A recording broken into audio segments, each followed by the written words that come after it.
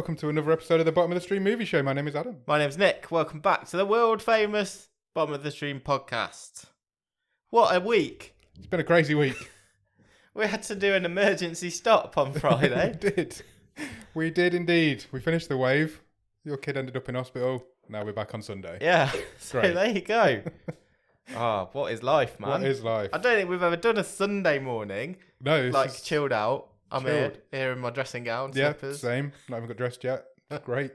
Early Sunday morning. But movies cannot wait. They cannot. We'll give you a quick warning that the neighbour is outside with a jigsaw doing some sort of woodwork. That feels like a very Sunday morning activity. Yeah. So if you can hear sawing in the background, that's his fault, not ours. He's just cutting up some bodies. Yeah, that's what he does. Probably. We're getting into the spooky theme early. Yeah, I like exactly. it. So yeah, let's see how a Sunday morning record works. Fine. I feel like I've got a bit more energy. I'm skipping church and everything. I know, same. I feel like I've got a bit more energy, so we might be a bit more upbeat, maybe. Film? Should we talk about a film? Yeah, this week's movie. This week's movie is a film called Pentagram. Pentagram is from 2019. It is a 15. It runs for only 1 hour and 20 minutes. One of the shortest films we've ever done. And is currently rated at 2.6 out of 10 on IMDb. What are you saying on 2.6, Nick? That's really low. It's really low. And the more films we do, the more I don't understand ratings. No, same. Because by no stretch of the imagination am I saying this is a great film. No. But that seems really low. Yeah, I agree. Because this is a super low budget movie. Yeah, it's like 5 people in it, maybe? Yeah. At the most? 6, 7. There's 7 people in it. And there's 2 rooms. I feel like there are reasons why this movie has to make some of the choices it does. Yeah. And they're not necessarily like the fault of talent or story. One of the choices I don't understand that this movie does is this film is made by British people, set in America, filmed in England, starring English people who are doing American accents. I also don't understand why they can't just be British. No, same. Because you're adding a level of difficulty that you don't need to. A variable that could go wrong. Yes. Like when we saw Werewolves of the Third Reich last year, for example. Yeah. Part of the hilarity of that was the fact that they couldn't do American accents. Or German accents. I actually think the guys in this have a damn good go at it, to be fair. To be fair, yeah, you probably wouldn't know. Yeah. If you didn't know. But we did know. Making that choice is still odd. Yeah, I wonder if it's just because the villain of the piece is English. Yeah. So the rest of them couldn't be. But I don't understand the logic there. I don't know if partly it is if we set it in America, we give everyone American accents, does that mean because we're only a small, micro budget film, does that give us more chance of selling it to Netflix? Yeah. Or maybe another streaming or distribution company? I don't know, it seems a strange one. But they've gone for it. Yeah. They've tried it. There's literally 3 exterior shots as well. Yeah. So, and they don't look American. No. The house they're in doesn't look American at all. It's very house. It's very British. Well, we'll come on to some of the locations shortly. We will indeed. Because I was quite surprised at the start of this movie. Let me tease that one. Okie dokie. So this film stars a guy called Charlie Woodward. He plays Luke. He's most famous for being Edward Woodward's grandson. Oh, Iwa. Very famous British actor. Yeah. There's in The Wicker Man. Yeah. And Coronation Street. That's what I know him from. He's been in he's one of those guys who was in hundreds of movies. Yeah. Old Edward Woodward. Charlie Woodward, though, his most famous movie role was he was in the Postman Pat movie. Oh, nice. So if you watch that, you might know him. Also stars a lady called Rachel Warren. She plays Lauren. That rhymes. That's the only fact I've got about that. The wonderfully named Alexis Rodney plays Max. This is a guy. Yeah. Great name, Alexis Rodney. I like it. He was in Guardians of the Galaxy. Yeah. He is in an Avengers movie. And this movie. You'd recognise him. He had quite a big role in Guardians of the Galaxy. He played Maloka Dar. Yeah, he was one of the dudes in the whole prison escape sequence. He was under a lot of makeup. But as soon as I saw him, I was like, oh, yeah. I didn't recognise him at all. I know that character. Cool. He's also done a lot of voice work for video games. That's what he does. That's his bread and butter, I think. And also stars a lady called Chloe Farnworth. She plays Holly. I don't have a lot on her either. Written and directed by a guy called Steve Lawson. My only note for him says look at his IMDb, so I need to remember why I've written that. I like that you're giving yourself a prompt. Oh, this... No, there's a racetrack outside. Yeah, apologies for the main road that I apparently live on. I want to read you some of the film. I've written it because I want to read you some of the names of the films that he's directed previously. Always a good time. This is a guy who makes B movies. That's what he does. Cool. Nocturnal Activity is a film that he's Okay. made, which is a spin-off of Paranormal Activity. Yeah. He also made Killosaurus, which is about a killer dinosaur, Nice. which is what all dinosaurs are. Yes, potentially. Essex Heist. That's a heist movie set in Essex. Hellraiser. Oh yeah, I kind of want to see all of these. This next one you can see. Okay. The Exorcism of Karen Walker is on Netflix. Really? Yes. My God. And it's actually higher rated than this one. Maybe we should add it to the list. The Haunting of Alcatraz. Okay, just combine. What we've done here, Nick, is found another B movie actor, director who has films on Netflix. It's worrying for our watch-alongs. Bram Stoker's Van Helsing came out last year. Oh, great. Saltwater: The Battle for Ramrey Island. Sounds like a great film. Yeah, I'm sold already. Ripper Untold. Jekyll and Hyde. He's gone into his London mode. Very Whitechapel based. The Fourth Musketeer. Right. And most recently, he's had a film out this year called The Highwayman, Okay. which is rated at 7.2. Wow. That is a huge rating. It's about Dick Turpin. That's a humongous score. It is. It is indeed. So he's finally found his niche by the looks of it. Because The Fourth Musketeer is 6, Jekyll and Hyde is 5.8. Good for. He's got slowly got better over the years. How old is this movie? 2019, this movie came Oh, out. so still really pretty recent. Pretty recent, yeah. He's done 6 movies since during COVID, which is impressive. He wrote it as well, Steve Lawson. It's also got co-written by Matthew McCucken and Jonathan Scott. Okay. They are my facts for this movie. Do you have a one-word review of Pentagram? I kind of wanted to say candles. Yep. There's a lot of candle-based action in this 4 movie. candles. Yeah. I think I'll go with pentagrammable. Pentagrammable. Like Instagrammable. I like it. Pentagrammable. It sounds like one of those games that people are playing these days. Yeah, it does, doesn't it? It's like, spot the person from Pentagram. Where does this film start, Nick? There's rain. There is. Rain, and it is our first sight of some aforementioned candles. There's a lot of candles in this film. There really, really is. One is almost magic. I'm glad you picked that up because I'm pretty sure. Even as I was driving over here, I thought, what's the first thing I remember about this film? And it was that little candle. That burned forever. Yeah. The very first thing we see in the film, though, is a dude lighting candles. Yeah, he's done a pentagram on the floor. He's drawn a pentagram on a wooden floor. Yeah. And he's lighting some candles on it. They're big, hefty, like, thick, churchy candles. Churchy aren't they? candles. That's how I'd describe them. And then we hit into the credit sequence. That's long. Oh my godness, it's long. Like you said, this is an hour and 20-minute film. Yep. This credit sequence got to be 6 minutes long. This credit sequence is 3 minutes and 31 seconds there you long. go. But it felt like 6 Rounded up because a it was bit. terrible. As a percentage of the movie, Quite high. that's quite a high percentage of the length It's of this nearly movie. 4 minutes into this film before anybody says a word. This 1 hour and 20 movie. Then we cut out of the credit sequence and we meet 4 characters. I've written teens, but they're not teens. Early 20s, mid 20s, Yeah. that kind of age, and they're in a American diner. John, we want to know my first note. Yes, It said, a roadside diner. I don't think anyone here is American. that is very correct on all counts. And then I was like, this ain't just any roadside American diner. No, because there's not many of them in the UK. No.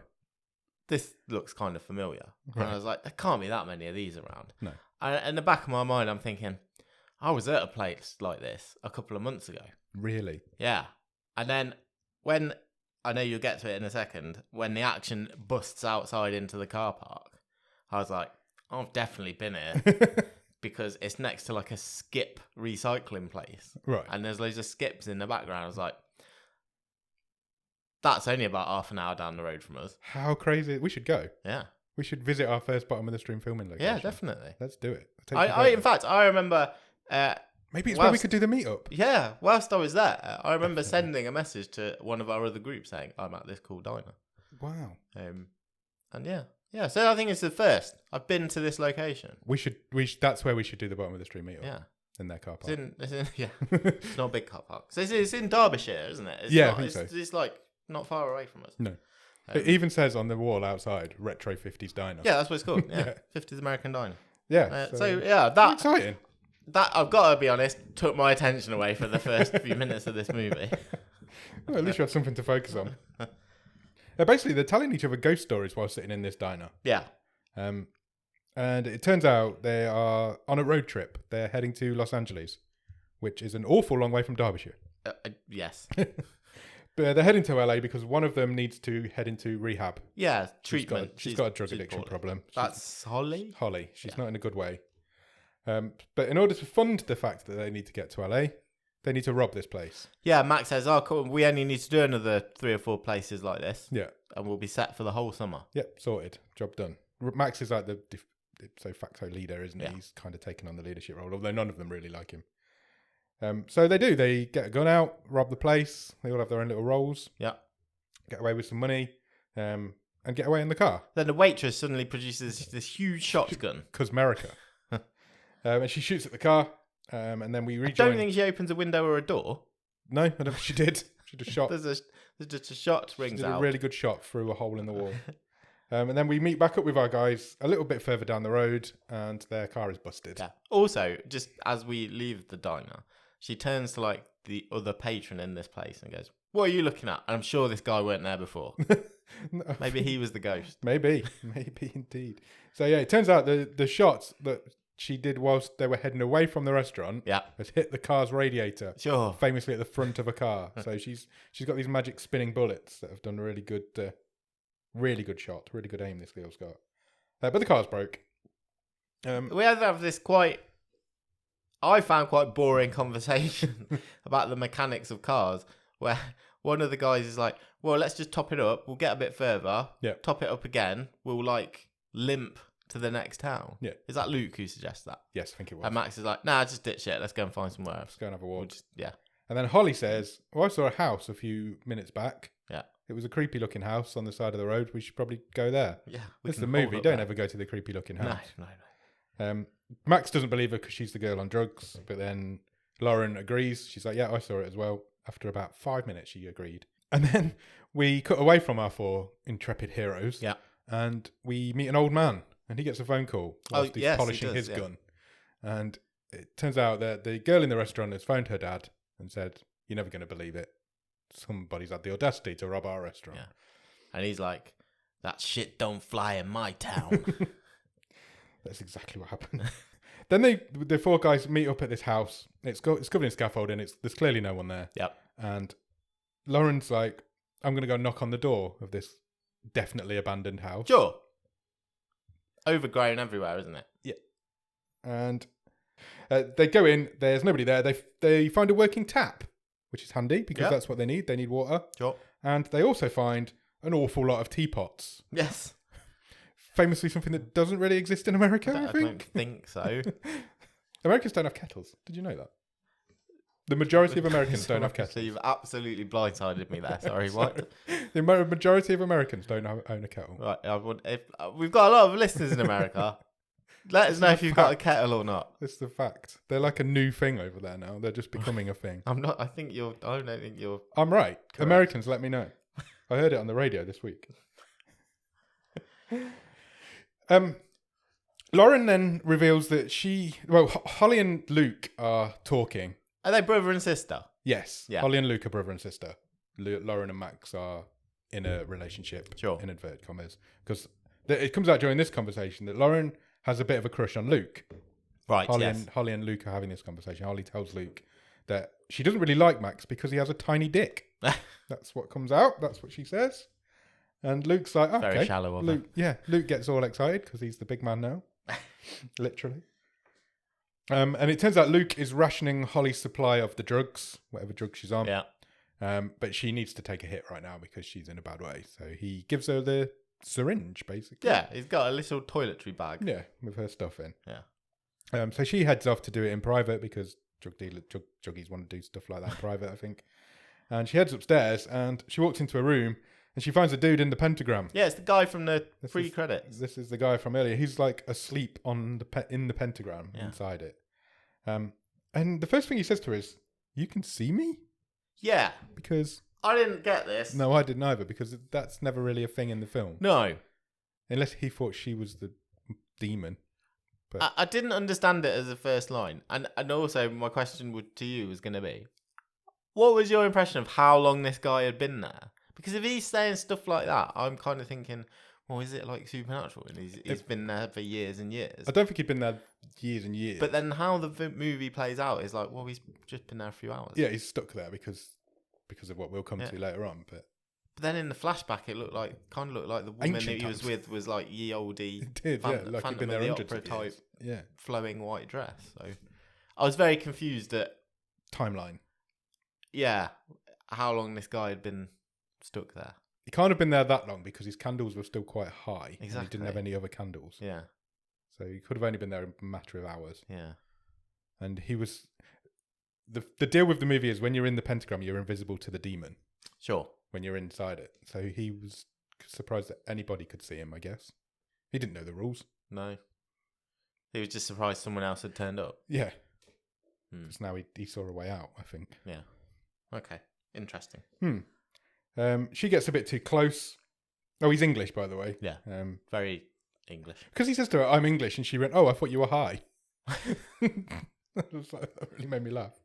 And then she gets a bit too close, and he grabs her and pulls her into the pentagram. She's in the gram. She's in the gram. He puts a knife to her throat. Drops the drugs. And suddenly a pentagram burn mark appears on her arm. Yeah. He says, "Don't touch my candles." Yeah. Leave my candles alone. So she's now got this pentagram curse. Yeah, she's dropped her stash, and that's on the outside of the gram. Yeah. So this is where we find out the rules. So if you're in the pentagram, the demon can't see you. Yeah, you've been cursed. Once you leave the pentagram, the demon, you're fair game to the demon. He's going to get you. Yes, because we find out a offering has started. Yes. But hasn't been finished. Yeah, so he was supposed to be making a blood sacrifice. Yeah. And he has not been able to complete that task as of yet. The others all come running in. Then he says to them, "If you let Holly be sacrificed, you will get the richest power you can imagine." Yeah. Again, we don't really find out what that is. Well, it doesn't make sense either, because I was then later under the impression that it's the person doing the sacrifice that gets the power. Yeah. And that's because that's why I you're think doing he was the just ritual. trying to bullshit them into it, wasn't he? Because Max seriously considered letting him do it. Yeah, because I don't know how he'd have shared that power amongst these witnesses, basically. And then to try and rescue Holly, all three of them run into the pentagram. So there's now 5 people in this pentagram. No, there's a really messy scene where the camera obviously can't keep up, and it's like there's a bit of a kerfuffle, isn't there? Yeah. Max draws a gun, and they all end up in the pentagram. Yeah. So basically, we've all got 5 people in this pentagram now. Yeah. That's where we are with this film. They're all cursed. They've all got this burn of a pentagram on their arm. Then we get a flashback to how Oliver, the guy's called. Yeah. To how I've not got that written down. That's just come into my brain. I've got it here. Yeah. I'm quite proud of myself. We get a flashback to how he got the curse. So basically, he was in the middle of doing this ritual. The girl was like, "Oh, when you said sacrifice, I didn't realize you meant me." Basically. And then she legs it out of the pentagram. Yeah, so just as he's about to knife her in the neck, she kind of just leaves. Yep. And then something happens to her. A light flashes. Yeah, we don't see it at and this she point. disappears. She disappears and a light flashes in her eyes. And this is the point where Oliver says, "Look, I've started this ritual. None of us can now leave the pentagram unless the ritual is completed." Yeah. And you're fucked, basically. You're stuck here with me. Inside the pentagram, he can't see you, he can't hear you. It's safe. You're It's trapped. a safe space. space. It's a safe zone. He doesn't last much longer because Max is like, "I'm not buying this bullshit." And he pushes Oliver out of the pentagram. And he comically rocked on his heels, didn't he? He did, yeah. It was like a slow motion fall. Yeah. It was funny. Again, on a higher budgeted film, you might have been able to get some drama out of this. Yeah. But it looked pretty shoddy, didn't it? Yeah, it was just a push out of a chalk circle on the floor. He was slightly pushed and did the whole sort of windmilled his arms and But he does. He ends up outside the pentagram. The room starts shaking. Yeah. Lights There's start some flashing. voices in the background. Yeah, you can hear some demonic voices in the background. And then we meet our demon for the first time. Yeah. He flashes onto the screen. this is where the film exposes its budget a little bit. It's a bit shoddy. Yes and no, because it's a terrible cut. Yeah. And it's like it's almost like someone's, do you remember like Muppet Babies when they used to open the door and there was some old library footage behind it? It's kind of like that, isn't it? Yeah, it is. But the demon itself, the demon looked good. It was just a bit. It was quite creepy. It was shoddy CGI. Yeah, and it shouldn't have been. It should have just been a dude in a costume with some flashing lights behind him. Oh, did we even need to see anything? No, probably not. I don't think it would have took anything away from the film. No.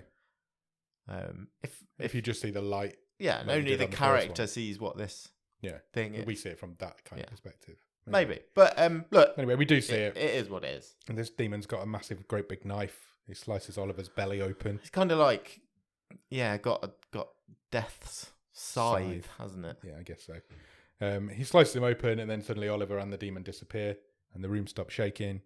And, it turns out what Oliver was saying was true. If you leave the pentagram, you're fucked. This dude's coming for you. They all freak out, obviously. And then Holly spots that her drugs are outside the pentagram. She's bad. She's in a bad way. She needs these drugs. She never did get to take them. She now needs them.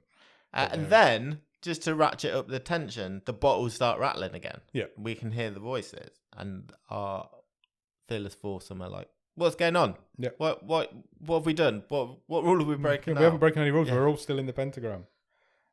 Turns out one of the candles has gone out. Yeah. Shit. We're in trouble. So, they light it. Yep. That's the end of that tension. I've written here, they were exposed then for a second. Why didn't nobody just run and get the drugs? Yeah. Because they weren't technically in the pentagram. Because, and this was the question that I wanted to see someone try this, and it never happened. Wouldn't someone fell out or stepped out? Yeah. If they then step back in, are you still safe? Well, I assume so, because the pentagram's broken when the candle's out. Because you've got this window, haven't you, of when a rule is broken, i.e. the candle goes out or someone steps outside, you've then got this build up. Yeah, he doesn't appear straight away. Turns up. Yeah, you've got 30 seconds to a minute. More than enough time to hop out, hop back in. Yeah. Pick up your bag of drugs or your spare candles. I think that's deliberately left ambiguous to save the movie a little bit. Yeah. Because if you could just go out and go back in again, you could have saved most of the tension from this movie. Luke's wondering if they are allowed to reach out of the pentagram rather than leave the pentagram. So he has a go. It turns out they think they can. So he tries to reach. He gets like a fizzy arm though, doesn't he? Yeah, it wobbles a little bit, doesn't it? It's a bit like when a vampire hits a sunlight. But I still stand by it. You could have withstand that and hop out and hop in. Yeah. But anyway. So he leans out, tries to reach the drugs. He can't quite reach it. So Max Lauren grabs his arm to give him a bit more strength, and then Max grabs hers, and there's like a freeway, but they're cut. No, that sounds wrong.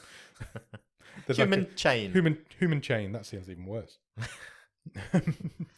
But they can't reach it. They give up, and Luke decides, all right, I've got a phone. I'm going to call 911. Yeah, and he does. He gets through.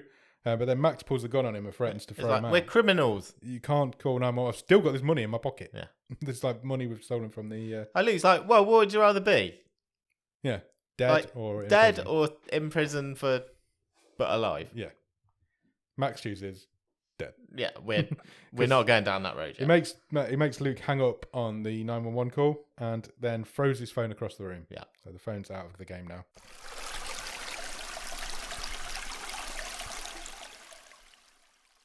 Luke then tries to use Max's bag to reach the drugs to see if he can use it as a lasso kind of thing. What do you think of this? Because we basically have two the same sequences where they're trying to lasso. We need the drugs, then later on we need some candles, and it went on for ages.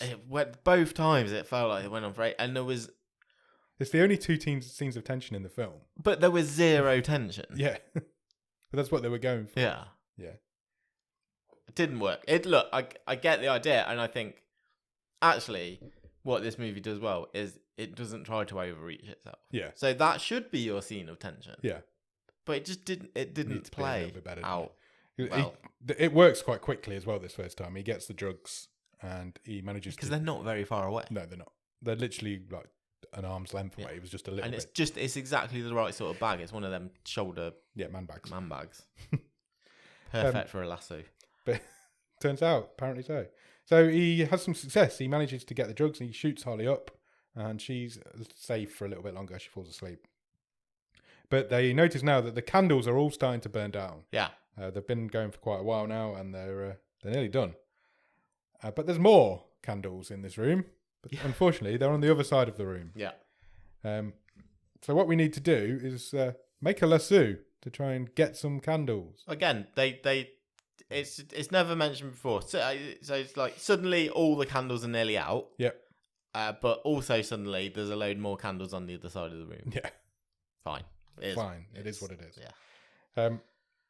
Lauren and Luke tie their jackets to the bag to give it a bit of a further read. Now, I know you're going to say. I know this is a word that is thrown around far too easily, but Luke declares Lauren a genius for the idea of adding her jacket to the bag lasso. Yeah.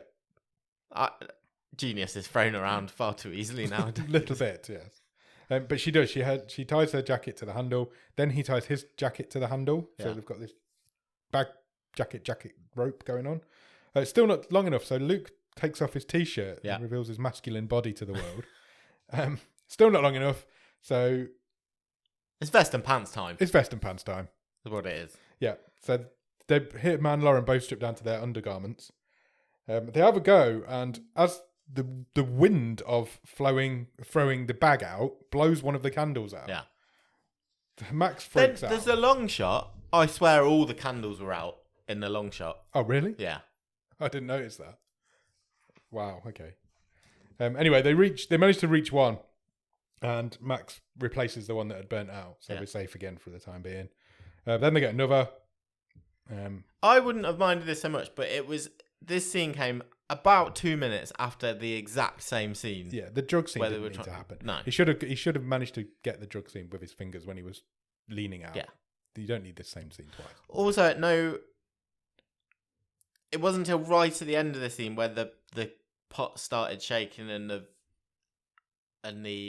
voices started. And I just wonder if you'd have condensed this and actually had a candle go out earlier. Yeah. Would that have added some of the tension to it? Possibly. There was no tension by this point. We've been going for ages trying to get these candles. Yeah. Because they get like 5. Yeah. They replace all the candles, and they need one more because there's 6 candles on a pentagram. Yeah, maybe. So the last one's a little bit too far away, and they throw the bag and manage to hit the candle and launch it down the stairs. Yes. So that is out of the game now. But it's at this point that Luke remembers that Holly's a drug addict. Yes. So she's probably got some sort of tea light candle in her drug paraphernalia. Of course she has. She's got a tiny little tea light. And he says she always carries one just in case. Yeah, just in case she needs to put it over a spoon, I guess. I was like, oh, fucking, what a terrible line. This is just a tea light. It's just a tiny little tea light. Bear in mind now for the rest of this one, how long has a tea light been for? An hour? I have no idea, but yeah, I would imagine not much longer. Yeah. But just bear that in mind. Just bear that in mind. I've actually written here that won't last long. But so they like this tea light, put it on the last one, and we're safe. The candles are all lit it was again. almost like there looks to be more wax left in the candle that's the church candle that's low than rather there would than be in using the this tea light. Yeah, and we're safe now. The Pentagram's completely relit. So night falls. Max tells this random story about a devil worshipper he once knew. Yeah. And then he mentions a story about a dude fucking a headless chicken, which was a strange one to talk to your friends about, I think. It's a bit longer. I'll give him some credit. 3 hours, apparently. Oh, really? For a tea light. Okay. It lasts a lot longer than that in the film. In the night, whilst they're all asleep, Max is awake, and he remembers that Lauren's got a phone, so he takes Lauren's phone. Yes. But he doesn't want to call anybody. He needs a torch. So he turns the torch on, and he finds this old book on the floor, which Oliver had earlier, which has all the rules in, I think. Yeah, it's like the book of Devil incantations. worshipping, Yeah. So he tries to get that with the bag thing that they had earlier. So it's like the third time that they use it. Tea light's still going strong over in there. But he gets this book. Yeah, because the film definitely is... I get the impression they've been asleep for a while. Yeah. So some time has We're passed. middle of the night now. Yeah. Max, we realise at this point, is going to try and complete this blood sacrifice. This is his plan now. He's got this book. He knows what he needs to say. Yeah. So he wakes up Luke to then instantly knock him out again. Yeah, pistol whips him. Yeah, he's like, Luke, wake up, bang. It was really funny. And then he wakes Lauren and he explains to Lauren, look. Oh, Lauren's his girlfriend, isn't it? Yeah. Isn't she? So he says, look, this is what I'm going to do. The other two are dead weight. Yeah. I'm going to sacrifice Luke. Yeah. Because... And she says, well, why don't you do Holly? And he's like, no, because Luke will come after me. Well, originally he said he was going to do Holly. Yeah. But then he didn't. And then he changed his mind. And he says, look, remember that guy said we're going to have unimaginable power. Yeah. It's the only way we're going to get out. Yeah, we need to do We're it. going to do it. Yeah. And he convinces Lauren it's the right thing to do. But she seems okay when it's going to be Holly. Holly, yeah. When She's he in love says, with Luke. yeah, when he says she's going to do Luke, she Yeah. changes her mind. Yeah. I hadn't picked that up, because I thought it was weird, the whole love triangle thing, because it is literally just that one line earlier in the movie, yeah, it is, isn't it? Yeah. And it's Holly telling Luke about it. Lauren never actually, She don't never get the mentions vibes from her. No, only when he took his top off, she Yeah. salivated a little bit. So Max convinces Lauren we'll do this ritual with Holly, and then we'll all be safe. Which convinces Lauren, yeah, okay, let's do it. He starts reading the passage, but then he points the gun at Luke, not Holly. And that's when Lauren changes her mind. She's like, no, you can't kill Luke. And he's like, I have to kill Luke because if I kill Holly, Luke will kill me. Yeah. Because he'll come after me and that's the end of it. Lauren's still not on board with this. So what Max does is shoots Lauren. Yes. And Holly sort of comes around and says, you've done it right. Max is like, why doesn't it work? It doesn't work. And Holly says, well, you shot her and she fell outside of the circle. Yeah. When she died, she was outside of the pentagram. Yeah, so you've not done your sacrifice properly. So they're all still cursed. So he's kind of wasted Lauren's life there. Because she dead. Holly then says, look, do me. Yeah. To Max. Kill me. Save Luke. Conveniently, just as this is proposed, Luke sort of comes round. Exactly. So he starts doing the ritual again. Luke wakes up and then manages to push Max out of the pentagram. The gun goes off twice. Yep. With Max having just said I've a minute before, I've only got 2 bullets left. Yep. And again, Max comically falls outside. This one takes even longer. Yeah. It's like a proper extended. Not film. only is he windmilling and stuff, it seems to go into slow motion. Yeah, it does. It's almost like it needed a little poke from Luke to finish it off. But he does. He falls out of the pentagram, and this demon dude shows up again, slices Max open, and he's done. He disappears. So now we've just got the brother and sister left. Luke and Holly left. And it's next morning. Yeah. So we've gone a whole night with this tea light. It's done well. Still burning bright. And then we go outside to where the car's parked. And we meet the girl from the diner and her dad again. I've totally forgotten about these people. Same. They have managed to find the car. It's taken them all night, and they only got a little bit down the road, but we'll ignore that. Meanwhile, Luke and Holly are still in the pentagram, and they're having a chat. And basically, Holly's trying to convince Luke to sacrifice her because she's like dying anyway. She's not going to come off these drugs. My life's not worth living. Oh, by the way, our dad or stepdad used to. This is where we find out they're actually stepsiblings. Yeah, used to beat me and rape me. Yeah, her dad was and abusive. He's like, oh my God, this is like complete news to him. Yeah. I've actually written here, these two are doing some proper acting here because it was actually quite a good scene. I will say that for this film. I didn't think any of the acting was terrible. No, nor did I. You obviously know they're not American. Yes. And there's a couple of times the accent slipped. But grading on a curve of some of the stuff we've seen. Absolutely. This ain't going to win any awards. No. But those performances aren't too bad. Agreed. I think you're right. I think especially this scene. These two are really good in this scene. Now, if you're only used to watching proper films yeah, and then you put this on, yes, you might not think that. Yeah. But like I say, comparing to some of the absolute tripe we've seen, these performances are all right. Yeah, I agree. She reveals as well during this conversation that she once tried to kill herself before she stepped out into traffic. Yeah. She tells him to say the words, and she has the knife in her hand as she says that. Yes. And she wants him to do it. So he does. He starts reading the passage.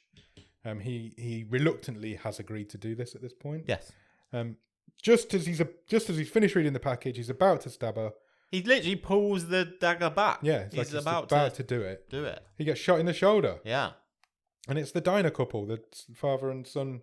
It's a father hell and of a daughter shot. from It's earlier. like the reverse of 50 Cent getting shot last week because he gets shot in the shoulder, but he gets shot dead. Yeah, dead through the shoulder. So they all they saw when they walked into the room was Luke about to kill Holly. So they think they've rescued Holly, saved Holly's life. Yeah. But Holly realizes that the curse marker's gone. Yeah. She's no longer cursed. So she steps foot out of the pentagram. Because Luke fell in the pentagram. Yeah. She's like, I'm free. Thank you for saving me. Yeah. And they're like, oh, well, You're not. Well, you still robbed our fucking diner. Yeah, basically, they say, well, yeah, look, no problem. The guy was about to kill you. Yeah. They don't understand that's not what she means. No. And then the old guy's like, is this one of them? Yeah. And the woman says, yeah, she was definitely there. And they then have a really creepy conversation about like, this takes a turn. We're not taking you to the cops. This goes like Deliverance. We don't call the cops in this part of the world. Yeah. And he's like, again, this guy's like literally salivating. He's like, we've got our own version of punishment and I can think of a few things already. And his daughter's next to him and they're both like, oh, yeah. Yeah. I was like, fuck. Yeah, it goes a bit weird. And they're gonna lock her up for 10 years. But again, it wasn't bad. No, it wasn't bad. It was just weird. like, whoa, that's a whole different vibe. Yeah. There's your sequel. Yeah. So they're going to lock her up for 10 years and do unimaginable things with her, apparently. But then one of them spots the money on the floor of the pentagram where Max dropped it earlier. Yeah, and this is a big stroke of luck for Holly. Yeah, massively. Because that man bag, having some point been undone, I guess, through all these throwings out of the pentagram, is left open inside the pentagram, and all that cash. Yeah, Max throws it on the floor at one point because he's like, when Luke calls the cops, he's like, you can't call the cops. I've got all this money, and he throws it on the floor, and that's where it came from. So they're like, oh well, we'll just get our money back then. Yeah, and Holly says, well, some of it and a bit more. Yeah, basically, if you want it, go and get it. Yeah. So they do. They both head off to get it, and they both enter this pentagram. They do. Instantly, this burn appears on their arm. They get cursed, and they're like, "What's happening? What are we going to do?" What is this? Yeah. And this is my favourite line of the film because Holly doesn't become Oliver here. No, she doesn't tell them the rules. She says, "Figure it out for yourselves," and walks out the door. Yeah. And I've written it's like the end of Saw when it's like game over. Yeah, it was a good final line. It was a really good final line. Because what you got to remember is that Holly and her friends, inverted commas, they actually had a lot of help. Yeah, they knew they the rules. had the rules explained. They were told the rules. These guys are fucked. Yeah, they've got no way. As far as they know, they're just going to follow Holly out of this room now. They don't know anything that's happened. Exactly. But I loved it. It was like slamming the door at the end. It was a nice climax to the movie. It was a great ending because that is the ending of the film. Yeah. I really enjoyed it. Overall, what did you think of this film, Nick? Well, I'll say first of all, there is no way this is a 2.6. Agreed. No way. This should be up in the 4s, I reckon. Yeah. Maybe even more. This set up last week was like 4.4, wasn't it? Yes. Yeah, it was in the 4s. This is a much better film than that. Yeah, it was 4.4. Yeah. Yeah. I can only think this is a lowly rated because no one has heard of it. It is a tiny Let's budget. see how many reviews it's had on IMDb. So, I think, given its limitations of cast talent and especially money, this isn't a bad film. It's had 528 reviews on IMDb, so you're right, not many. Um, No, you're right. This isn't a bad film. We've seen much worse than this. Yeah. On this show. Even this season, we've seen worse than this. Absolutely. And for such a low-budget British-American film. 72 reviews on Letterboxd, which again is tiny. One of them is Ross Cook. Yeah. Because do you want me to read Ross's review? Yeah, before absolutely. we start talking. It's not a review. It's just this is what he put in our Discord. So he's put Pentagram might be one of the best of the uber low-budget films I've seen from bottom of the stream. Story was good for being set 99% in one location. Acting was really good in my opinion. Some of the most workable American accents I've heard from Brits. If they had another $2,000 for special effects, I think it'd be a proper hidden gem. Also, at 3.5 stars, I think I'm the highest rating for it on Letterboxd. 3.5 is high out of 5. Yeah, it's high out of 5. Ross has really enjoyed this. This is my bread and butter. This is like low budget B-movie horror movie. This is what I'm here for. I mean, this is what I started this show for. Try and find films like it this. doesn't do what pisses me off with so many of these movies that we've seen. It doesn't over aim. No, it knows what it is. It stays in its own rules. It stays in its lane and within its capabilities. You know, I don't mind. It's a weird choice that they're all playing American. Yeah, I don't understand that choice. But it didn't bug me too much because, like I say, it's a good effort at it. Yeah. The special effects are shit, but it's 2 shots in the whole movie. Yeah. I can deal with it. Yeah. In essence, this is a really simple story it's got a nice hook. How'd you get out of this circle? That's all. That's as simple as it needs to be. Stuck in a circle movie. Again, they do the whole closed lasso thing like 3 times. Yeah. Oh, what else could you do though? The drugs he should have got with his fingertips when he had his fingertips on them. But because literally doing those consecutive scenes, did seem a bit. This is bit a bit much. much. But having said all that, for the tiny amount of money that this film was made for, this is a good effort. Yeah, absolutely. I thought the last big B movie we watched was probably Werewolves of the Third Reich, and it's acres better than that. Oh yeah. It's like so much. loads. We did better. Robert on our watch along the other week. Yeah, it's loads in better the than that Discord. as well. Loads better than that. This wouldn't put me off checking out another one of Steve Lawson's films. No, because you can see this is more. There's some potential there because you've done well with the limits you've got. I question the choice of making them American, but other than that, I was on board with this. I enjoyed it. I thought it was really good fun. It was tight. It was quick. It was nice. It was only an hour and 20 minutes, and most of that was credits. I think a really fine effort for the budget and the limits that you've got for this. Check it out. I would call it a little. If you're into little horror B movies, it's a little hidden gem, I reckon. I don't think it's going to blow you away. No, but I think I certainly sat there and thought, yeah, that's a pleasant surprise. I guess. Agreed. For me, and a really smart ending. Yeah, absolutely. That makes the ending I loved. I thought the ending was great. Yeah.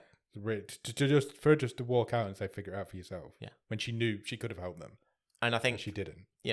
With much better actors, you could probably generate that tension.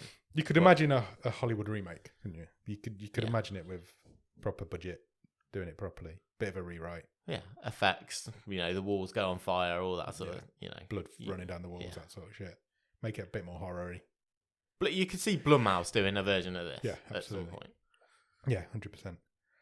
What's the best thing about it? I think it's the acting performances, isn't it? Are they the best? I mean, again, I think they're the most surprising. Yeah. Are they the best thing about it? Because on a curve, they're good. Yeah. Against all acting, they're probably okay.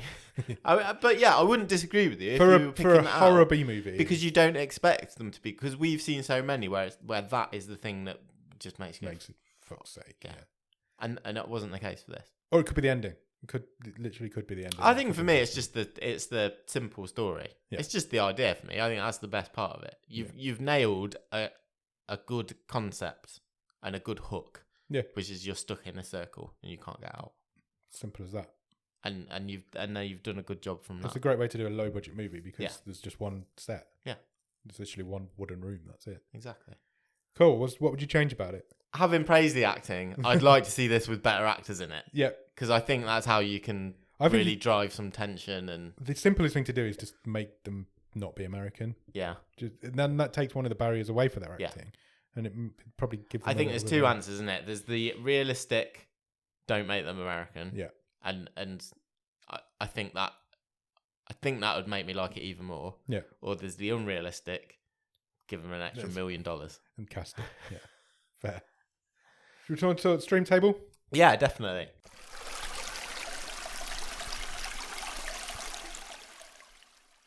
Shall I run through the whole thing from the bottom? Let's do it. So currently at the bottom of the stream is Setup, that is in 8th.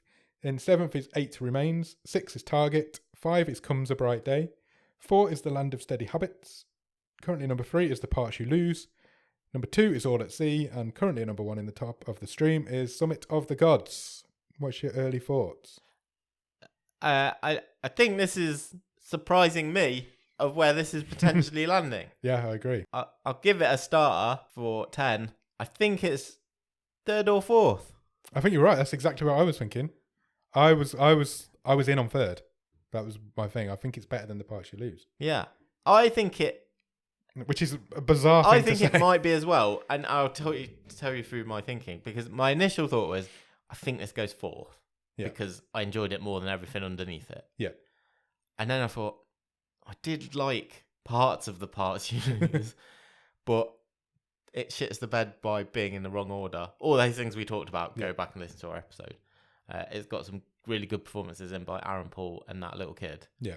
But ultimately, it was a really frustrating watch because it should have been so much better. Yeah, absolutely. Whereas this has got all those problems we talked about, but at least it doesn't have that tonal shift. Yeah. And it works. Like I say, it sticks to its lane. Yeah. It knows the story it wants to tell, and it's tighter, isn't it? Everything about it's it disciplined. Works. It's just, it just knows what it is, and it does that well. So I think there's an argument that if we're going on how much did you enjoy this film, there's an argument to put it second. Because I don't know if I'm being held back by it's a really poor second, but then so is All at Sea. Yeah. That's what we've got. We've got to remember that this Stream Tab was not strong at all. That Summit of the Gods is way out there at number one. If I was to, if you was to say to me, right, go and watch All at Sea or Pentagram again, I don't know which one I'm picking, and it ain't All at Sea. I would never want to watch All at Sea again. No. But could you see yourself watching this again? I don't know if I would watch it. I don't know if I'd watch it if you again, were saying to me, but I would tell other people. If somebody asked me for a recommendation, I'm probably going to pick this over that. Yeah, I wouldn't tell anyone to watch All at Sea. No.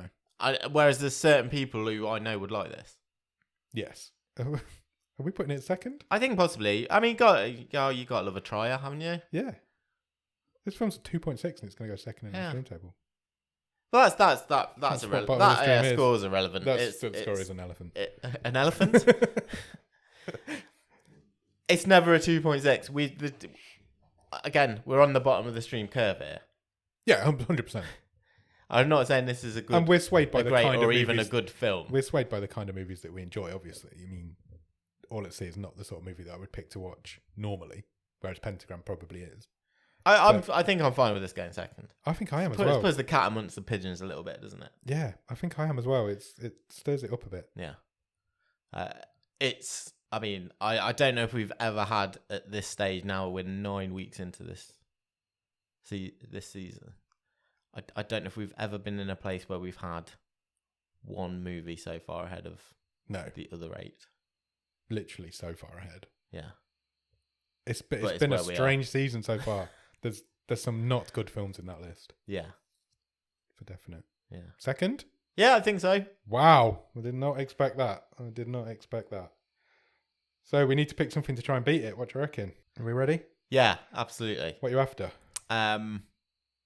I think I'm pretty much an open book at this stage. Yeah, I think you're right. Season. I'll take anything right now. Should I just press it and see what comes up? I'm not playing a wild card or anything. No, so I'm not over. Let's hit the randomizer. It has picked us a film. I say it. Robin has picked us a film. She has, yeah. Which is called Body Cam. Okay. Are you ready for Body Cam? Yeah. Body Cam is from 2020. Okay. It's 15. On IMDb, it's described as an action, adventure, crime, horror, mystery thriller. I don't know what that means. How can it be all those things? It's is all that of even those possible? Things. It is all of those things. It's rated at 5.3. Okay. Would you like a synopsis? Yes, please. When a routine traffic stop results in the unexplained grisly death of her colleague, a cop realizes footage of the incident will play for her eyes only. As the attacks mount, she races to understand the supernatural force behind them. Okay. Somebody's attacking cops. Okay. Would you like to know 3 members of the cast of this film? Yes, I've already got a good feeling about this in its randomness. Main lady in this film, this cop that I've just described, is played by none other than Mary J. Blige. Oh, wow. Brilliant. It also stars Nat Wolff. Okay. And David Zayas. Oh, okay. From Dexter himself. Wow. And Oz, of course. And yeah, of course. Wow, this is going to be a fun one. I'm excited by this already. This is going to be a fun ride. I feel we've had some absolute randomness thrown at us. Robin, I mean, that is her job. Robin the randomizer, he is throwing out some crazy films this season. That is for sure. So yeah, go and check out Body Cam. Why not? Yeah. And then in the meantime, check us out on Instagram, Twitter, and Letterboxd. The username is @BOTS_podcast. If you want to drop us an email, our email address is bottomofthestream@gmail.com, and our website is bottomofthestream.com. On the website, you'll find every episode we've ever recorded, all 6 season stream tables. We need to probably start getting 7s on there. And if you want, you can... I've forgotten what I say at this point. Oh, merch. You can also get some merch if you want to buy a Bottom of the Stream Travel pillow. Travel pillow. Some people are travelling. Yeah. Well, some people are trying to. Or just for sleeping on the floor at an airport. Yep. That's probably what most of them are being used for these days. After you've done all that, head over to Patreon, patreon.com/bottom of the stream. On there for a couple of quid every month, you will get early access to episodes. You will get bonus episodes. You will get a newsletter that Nick writes every month. And if you come in at the top level, you will get a wild card, which means you can give Robin the week off and you can pick the film that we watch next week. We have only had one wildcard played so far this season. And that was by Ross Cook, and that was Summit of the Gods. It is currently sitting atop our stream table. It is indeed. So he is out there in front. I think I've picked mine now. Okay. I just haven't chosen when to play it yet. Ooh, tactical. Tactical, indeed. So yeah, do that. Check us out on Patreon. And then when you've done all of that, head over to Discord. The Discord link will be in the bottom of the show notes. And Discord is great. We have a lot of fun over there. There's a lot of cool people in there. We play some games. We chat all the time about anything. Yeah. And we even do some watch-alongs. So you can come in there, have a chat with us whilst we watch a film together. You will meet some very nice people. Yep. And it's just a fun time. It is a fun time. Get yourselves in there. It's a good group. Join our little community. Yes. And yeah, have some fun. Please do. If you can spare a few minutes, please consider leaving us a review or rating anywhere you can review or rate podcasts. That could be Apple Podcasts, it could be Spotify, it could be Podchaser, it could be Podbean, it could be iHeartRadio, it could be any of those places that we're at, because we're on all of them. We are indeed. Come find us. It's not difficult. No, just search Bottom of the Stream anywhere and you will find us. Tell your friends as well. Tell your friends, tell your nan. Yep. Tell your friends' nans. Tell your friends' nans. Why not? Then go out and watch Body Cam, and we'll be back on Monday for The Wave and next Thursday to talk about Body Cam. We will. I just love the idea of little old ladies with their blue rinse covered by their blankets, settling down with a hot mug of cocoa to listen to us talk about Pentagram. Yep, it happens. I wonder who our oldest listener is. Yeah. If you think you're our oldest listener, let us know. Yeah, please do. And if you think you're our youngest listener, let us know. Yeah. You can catch us on any of the socials we've just mentioned. Cool. Yeah, so go out and watch Body Cam. Come back on Monday for The Wave. Come back next Thursday for our episode on Body Cam. Cheers. Bye.